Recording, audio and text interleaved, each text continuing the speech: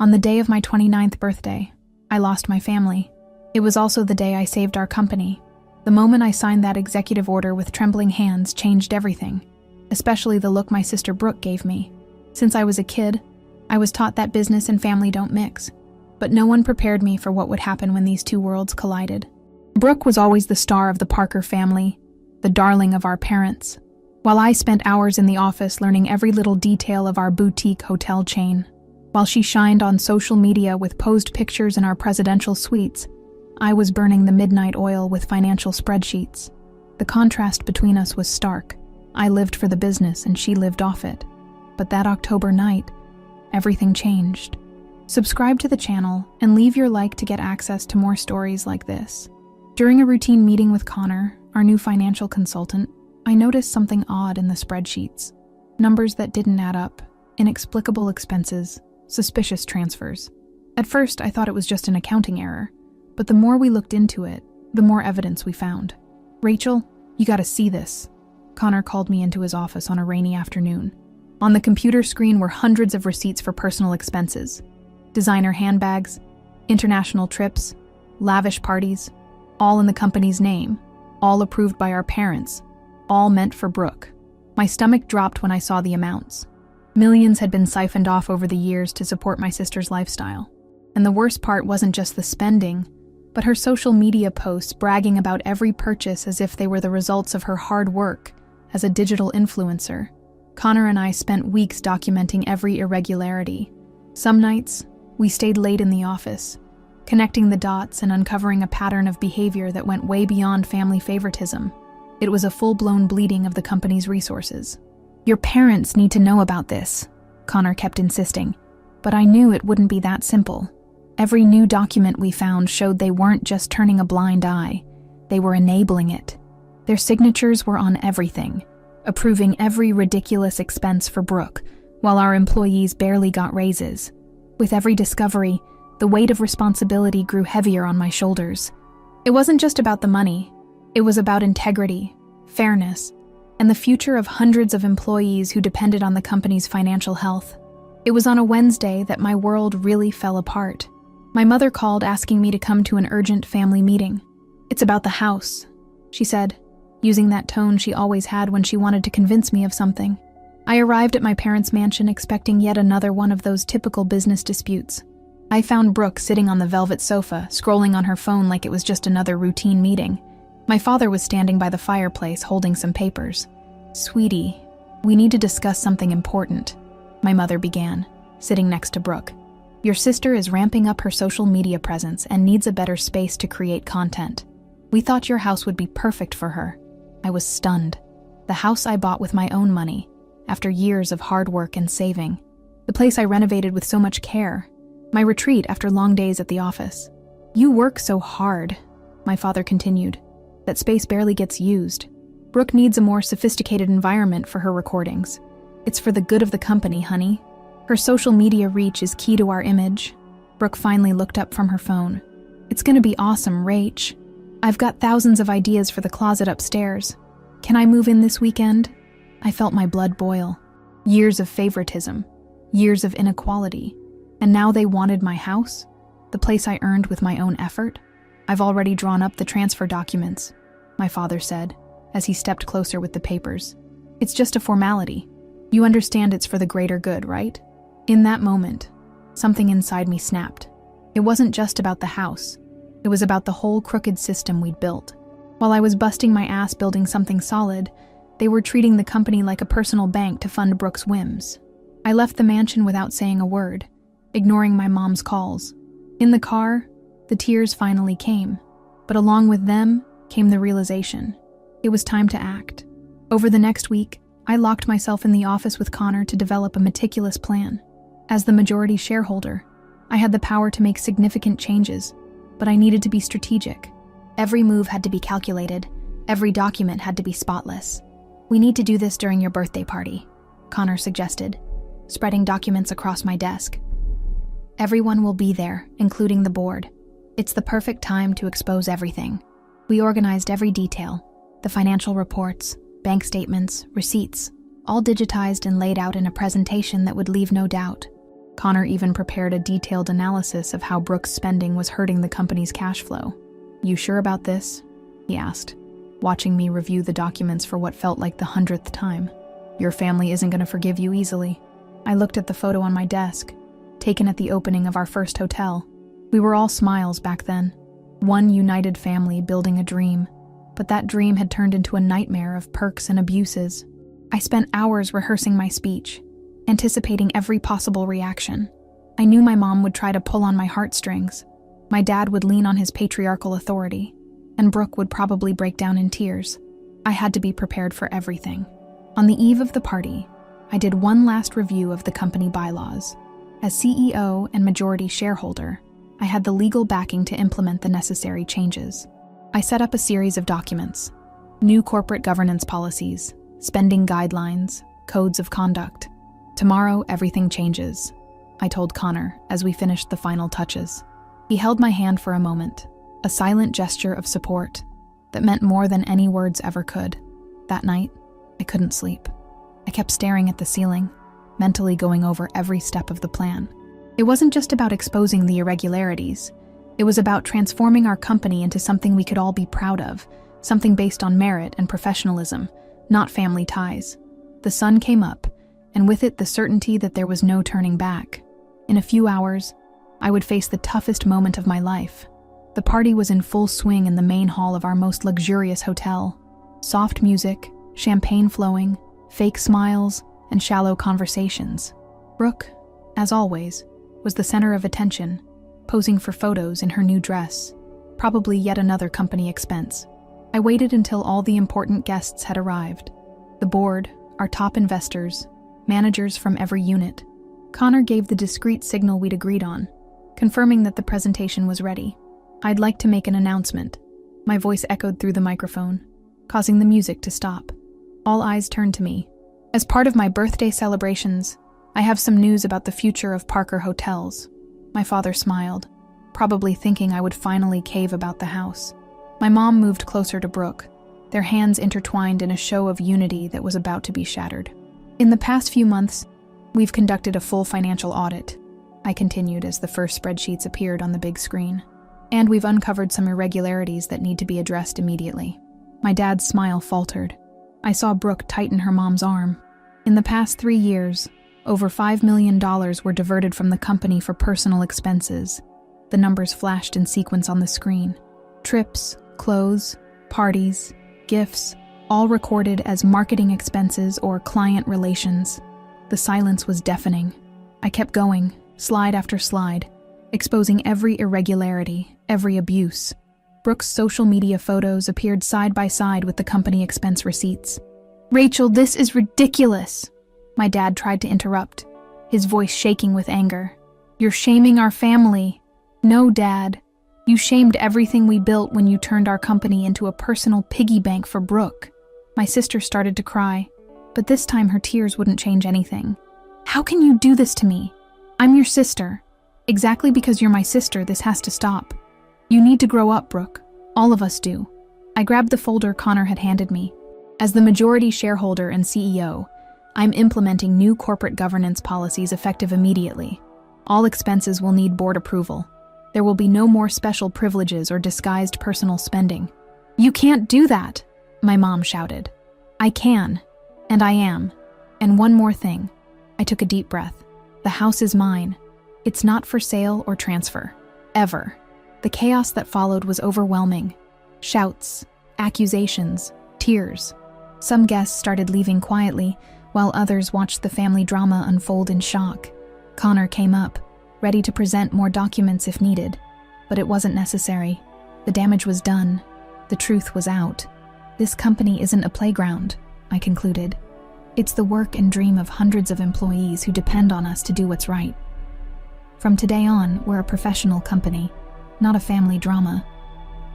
I left the stage amid stunned stares, the sound of Brooke's sobbing, and the guests' whispers ringing in my ears. The transformation had begun, and there was no going back. In the weeks following the party, my office turned into an investigation hub. Connor and I presented every document, every piece of evidence, every misused dollar to the board. The proof was undeniable. Here are the records from all the international trips, I pointed out during a tense board meeting. Brooke was using our private jets as her personal taxi, always justifying it as technical visits to our properties. The evidence piled up: restaurant receipts with astronomical amounts, luxury boutique purchases recorded as uniforms, private parties disguised as corporate events. Every document revealed another level of financial abuse. This one is particularly interesting. Connor projected a set of invoices. Brooke's birthday party in Ibiza cost $500,000 in total, listed as an international marketing workshop. The board members examined the documents in silence, their faces shifting between shock and indignation. I also presented emails exchanged between my parents and the finance department, proving their knowledge and approval of these expenses. It's not just the amounts, I continued, but the impact on employee morale. While we were denying raises for cost containment, millions were being spent on personal whims. I showed Brooke's social media posts, pictures on yachts, fancy parties, walk-in closets full of designer items, all paid with company money. Next to that, I displayed the paychecks of our most dedicated employees, who barely got any raises. This report shows the direct impact on our results. Connor presented detailed graphs. Had these resources been properly invested, we could have opened 3 new units in the past 2 years. One of the senior board members cleared his throat. Ms. Parker, this is more serious than we thought. What are your recommendations? I opened a new folder. I've prepared a detailed restructuring plan. First, all corporate cards will be canceled and reissued with strict limits. Second, we will implement a 3-tier approval system for any expense over $1,000. The next few hours were spent outlining every aspect of the new financial control system: reimbursement policies, auditing procedures, guidelines for the use of company resources. Everything was meticulously documented. Finally, I concluded, I propose setting up an independent ethics committee to oversee all transactions involving family members. The board unanimously voted for the changes. As they signed the documents, I felt a mix of sadness and relief. Every signature was another brick in the wall now standing between me and my family. You did the right thing, Connor whispered, gathering the documents after the meeting. It wasn't sustainable going on like that. I looked out the office window, watching the sunset over the city. Somewhere my family was probably cursing me, but for the first time in years, I felt I was truly honoring the legacy my father started, even if he couldn't see it now. Implementing the new policies felt like navigating stormy seas. Every day brought a new challenge, a new resistance to overcome. My desk was piled high with audit reports, and every decision had to be documented to the smallest detail. The changes in the finance department are almost done, I reported during a meeting with the executive team. All processes now go through double checks, and we've implemented real-time monitoring software. The transformation was evident in every sector. The marketing department, once a free-for-all for Brooke's whims, now operated with clear goals and defined metrics. The company's social media started showcasing our hotels and employees, no longer just a stage for a socialite's adventures. The numbers for the first quarter are already showing improvement.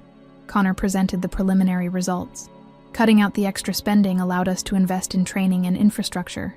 My parents tried to intervene a few times, using their connections on the board to question the changes. But the numbers didn't lie. The company was healthier, more professional. We've installed the new management system in all our units, I explained to the board. Every manager now has real-time access to performance indicators, and decisions are based on data, not personal preferences. The weekly management meetings, once a stage for family drama, turned into productive discussions about strategy and growth.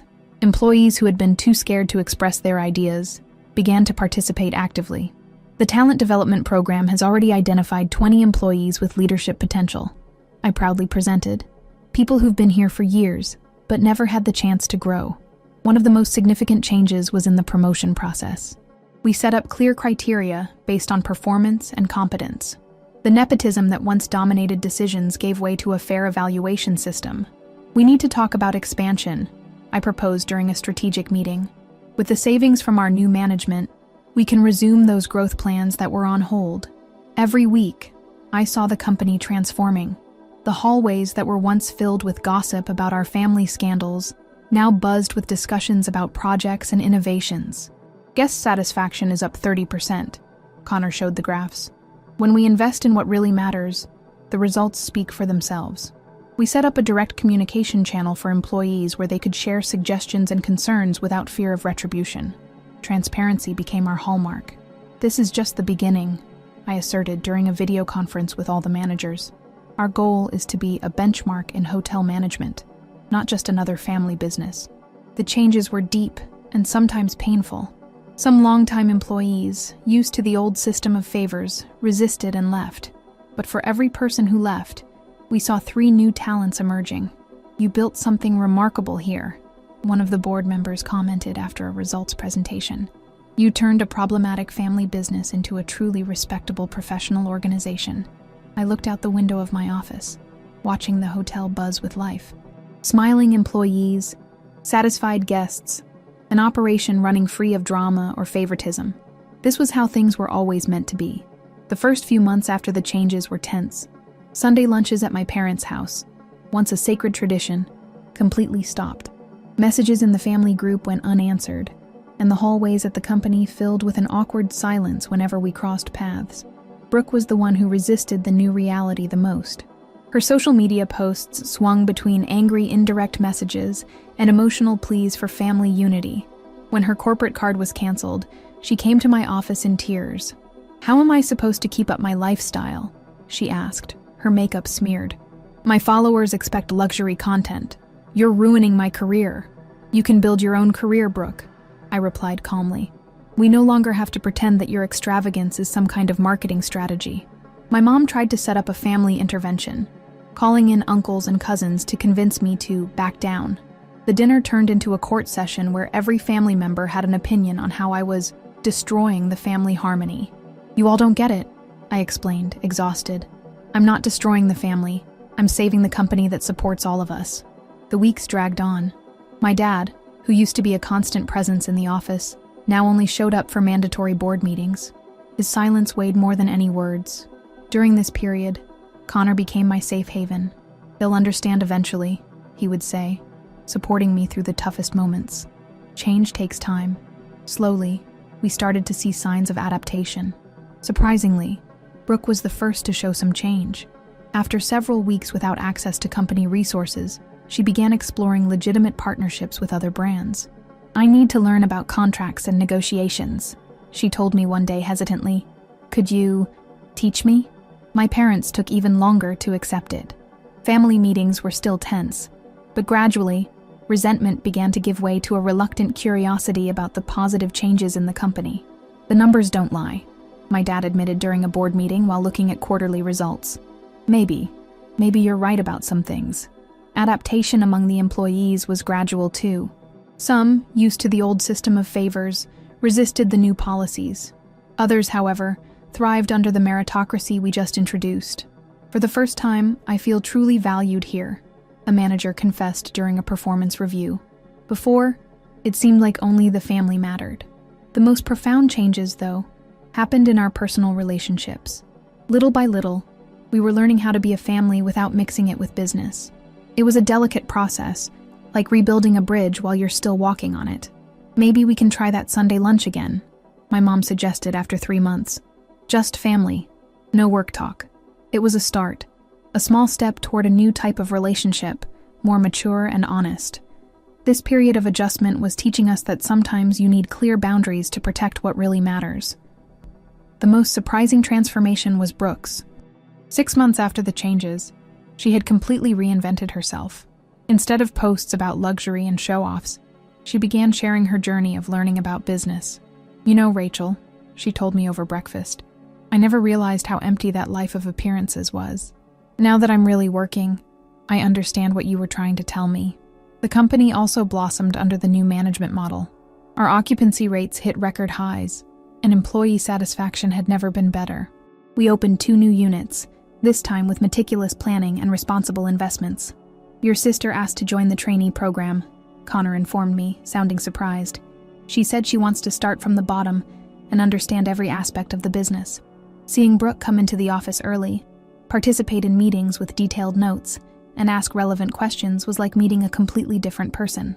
She channeled her energy and charisma into something productive. "I'm working on a genuine digital marketing project," she presented in one of the meetings. "No gimmicks, just showing the real experience of our hotels. My parents, seeing both Brooke's change and the growth of the company, began to show a newfound respect for my decisions. It wasn't the automatic approval of the past, but a sincere recognition of leadership.